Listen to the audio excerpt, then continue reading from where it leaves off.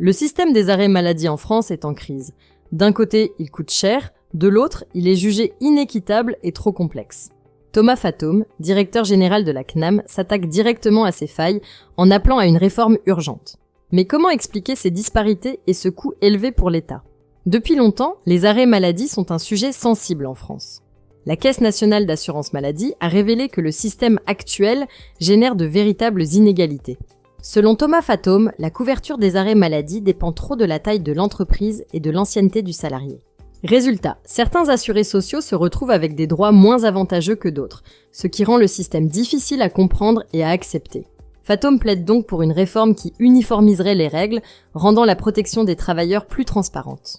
L'objectif est simple, garantir à tous les assurés sociaux les mêmes droits, sans distinction de leur statut professionnel. Mais il ne s'agit pas seulement de justice sociale, il y a aussi des questions économiques à prendre en compte. En 2024, la fraude liée aux arrêts maladie a coûté près de 40 millions d'euros à l'État, un chiffre qui a incité la CNAM à agir immédiatement. Dès le 1er juillet, un nouveau formulaire papier est mis en place pour limiter les abus.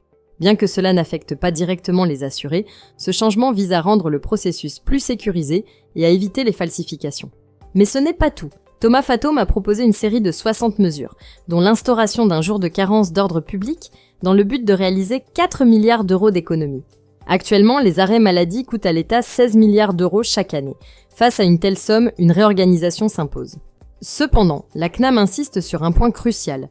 La protection sociale doit être maintenue, mais elle doit être rendue plus efficace et plus moderne pour répondre aux besoins actuels. La réforme des arrêts maladie est désormais une priorité pour rétablir l'équilibre entre solidarité et responsabilité économique. Si la vidéo d'aujourd'hui vous a plu, n'oubliez pas de vous abonner pour ne pas manquer nos prochaines vidéos.